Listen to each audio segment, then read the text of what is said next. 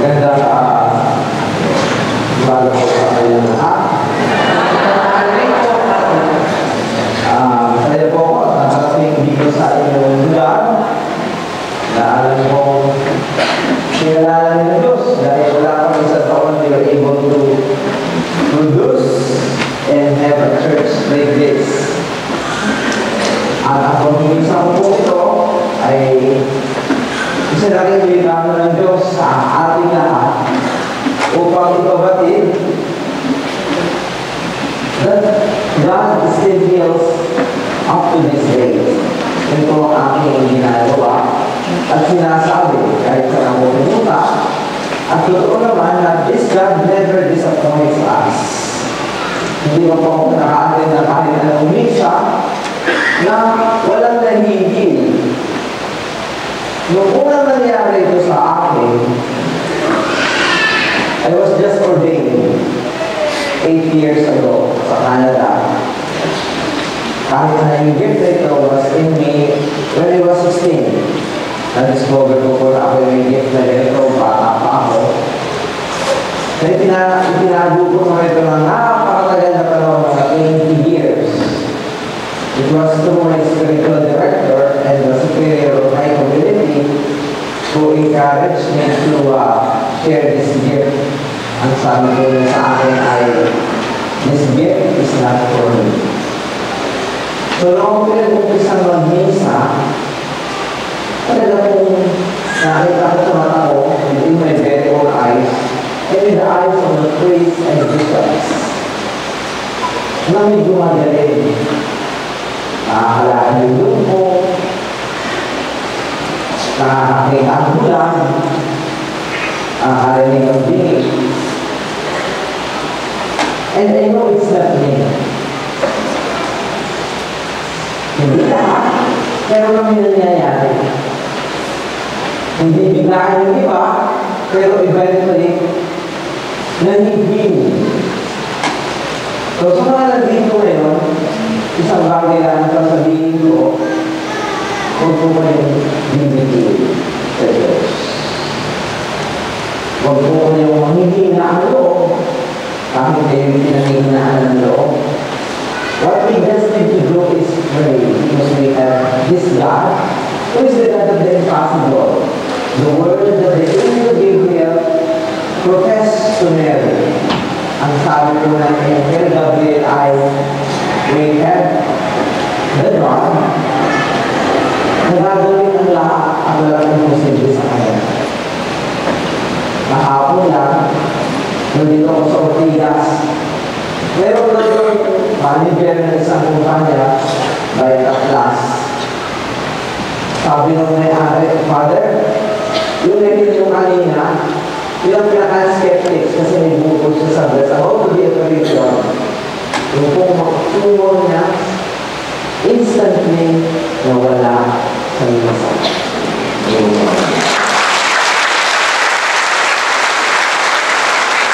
So, sabi ko na earlier, this Mass is a special Mass. Hindi nagkataon, God allows it to happen in this place, in this particular time.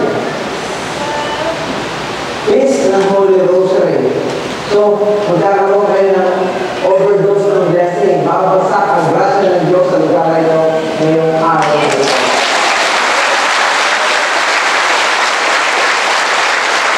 Why I am confident about it? Why I am so confident in saying it? Because God is in our midst. Alam ko po, kahapon pa lang, o isang araw pa lang, pinagtanungan niya ng pumunta rito. Siguro, yung iba sa inyo na, hindi pumasok sa trabaho. Yung iba sa inyo dapat nagsashopping. Magluluto ng tanghalian, siguro kagawin ka, niluto nila. Para may makakain pagkatapos ng misa. God knows that. I want you to let you all know that every good intention that is in your heart which pertains to God, He knows. And God honors it. And because God is honoring it, hindi ka na bibigyan. Pagpapalain tayo lahat ng Diyos.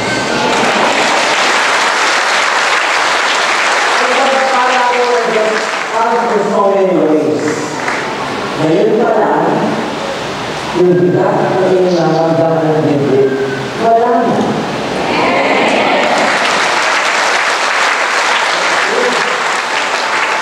I'm saying this very confidently because I know you all believe in God.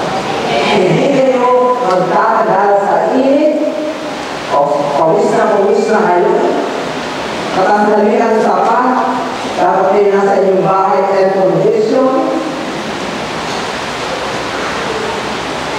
But the beauty of this, my sisters and brothers, is prioritize mo ang Diyos. Inisip nyo na ang Panginoon muna ang aking pupuntahan, kaya naman po ang kanyang pagpapala ay nag-uumapaw sa inyo naman.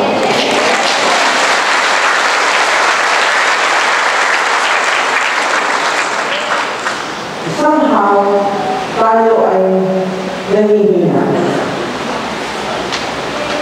Kadalasan tayo ay nagtatanong, katulad ni Maria, paano ito nangyayari sa akin? Bakit ito nangyayari? May dahilan po ang Diyos. Bakit ka nagka-cancer? Yung isa, nagkakatakan, Father, bakit ako nagkalang cancer? Hindi naman ako naninigarilyo. Ang sagot ko naman sa kanila ay, hindi ko rin alam. But God knows.